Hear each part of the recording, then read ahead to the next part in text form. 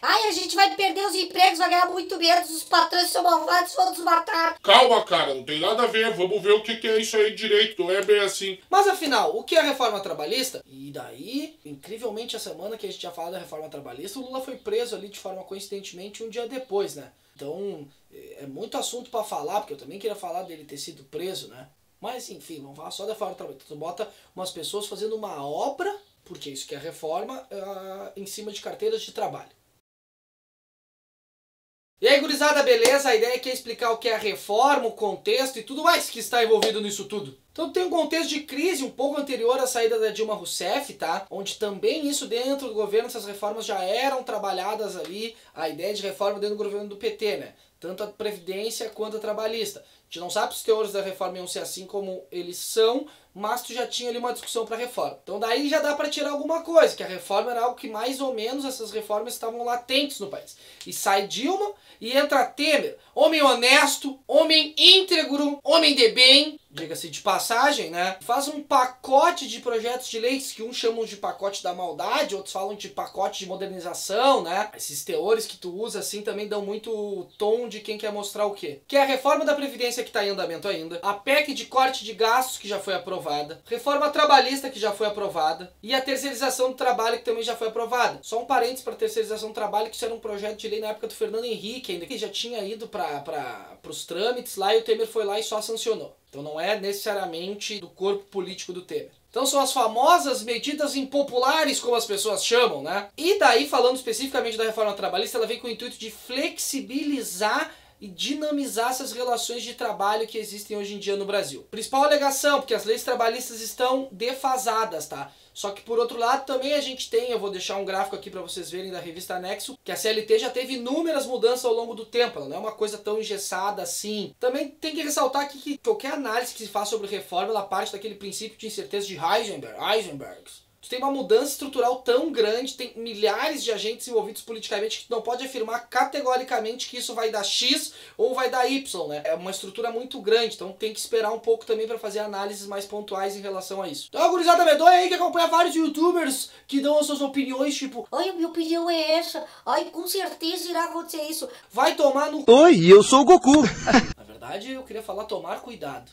Aí tu edita. Beleza, dado esse contexto, vamos ver porque ela gera tanta polêmica. Ela muda mais de 100 pontos da CLT, então não tem como falar de todos, tá? A gente vai trazer aqui alguns elementos básicos para começar a discussão. Isso tem que ficar claro, é para começar a discussão. Premissa básica da reforma é que acordos coletivos valerão sobre a lei. Então, por exemplo, se tem um grupo de trabalhadores que são muito bem organizados ali e tal, eles conseguiriam pleitear melhores estruturas para trabalhos para eles. Parecido que acontece ali na Suécia, nos Estados Unidos, tem os sindicatos fortes e tal, tem uma negociação, então eles conseguiriam negociar melhores coisas para eles. A crítica que se faz a isso é justamente a ideia de equidade com o patrão, né? Tu não tem o mesmo poder de barganha com o teu patrão, sendo que para determinados tipos de serviço vai ter várias pessoas para fazer aquilo. Então tu não quer, beleza, vai ter outro que vai querer. Outro tópico, essa ideia de acordo coletivo ser superior à lei, ele já existe dentro da Constituição brasileira. É o artigo 7, inciso...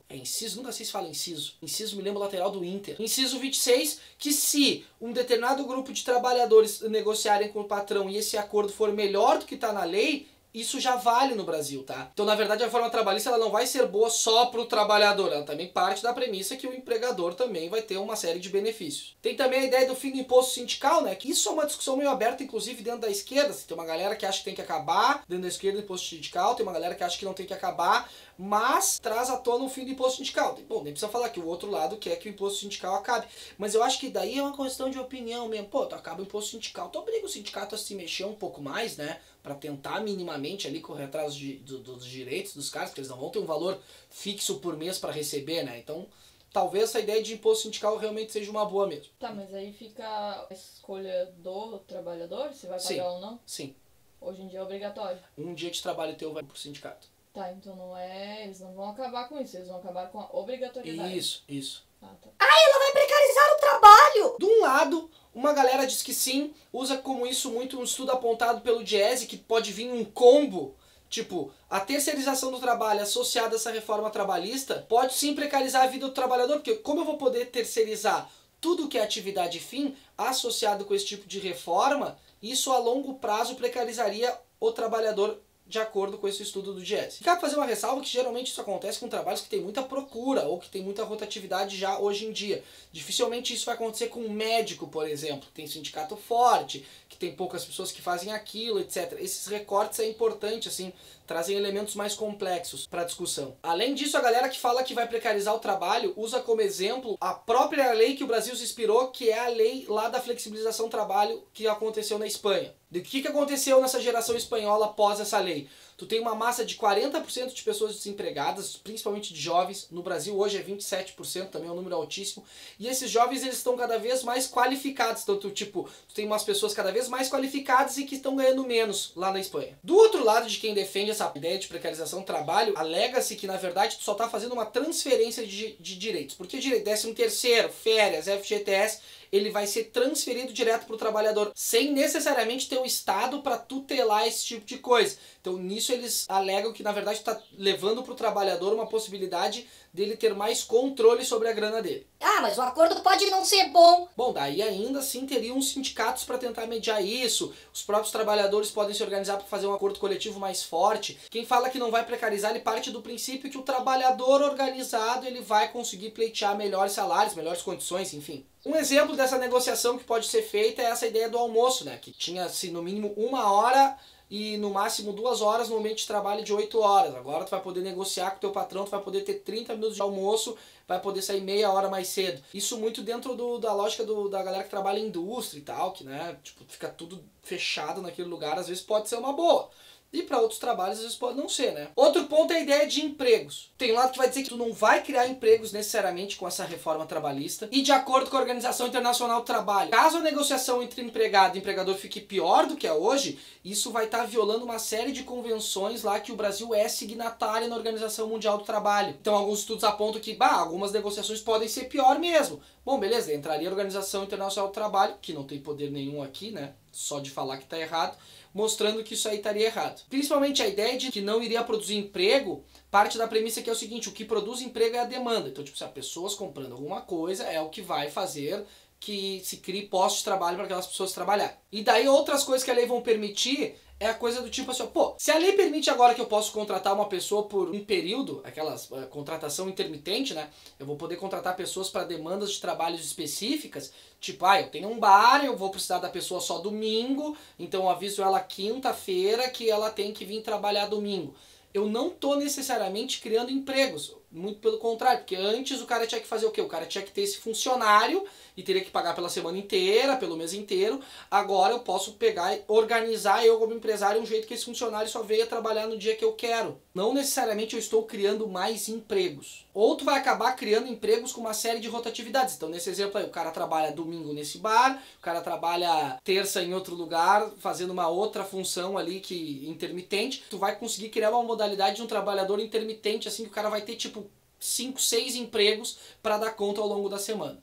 E pode sim esse cara trabalhar 12 horas por dia, porque se cada empresa vincula um trabalho de 12 horas, esse cara vai trabalhar 12 horas. Que nem a galera do plantão, tem médico que faz plantão todo dia. Tipo, você faz plantão num hospital e no outro dia faz plantão em outro hospital. Né? Então pode acontecer sim, mas com determinadas profissões bem pontuais. A gente não sabe se isso vai se estender para todos e tal. Quem defende essa ideia diz que justamente não. A ideia não é sair criando emprego, não é essa a proposta. A proposta é tu criar um ambiente propício, economicamente falando, para que aos poucos as coisas vão se organizando, as dinâmicas econômicas se organizem para que se criem empregos. Não necessariamente tipo... por minha reforma agora eu tenho um monte de empregos criados. Não, justamente é só tu criar um ambiente propício para investimentos. E que daí a longo prazo as coisas se ajeitam. Tem outros pontos também, como o home office, que passa a ser regularizado. Daí isso era realmente uma falha da CLT. A CLT nunca compreendeu essa ideia de home office. Hoje em dia vai ter essa negociação. O cara trabalha em casa, o cara vai botar tudo nas contas ali e tal. E vai negociar direto com a empresa. Tem uma coisa só que eu vou falar que não estava aqui no roteiro. Tem uma... a CLT é fascista, porque o Getúlio Vargas se inspirou na carta fascista de lavoro do Mussolini. saca? A galera usa tantos elementos pra tentar desvirtuar o assunto, assim.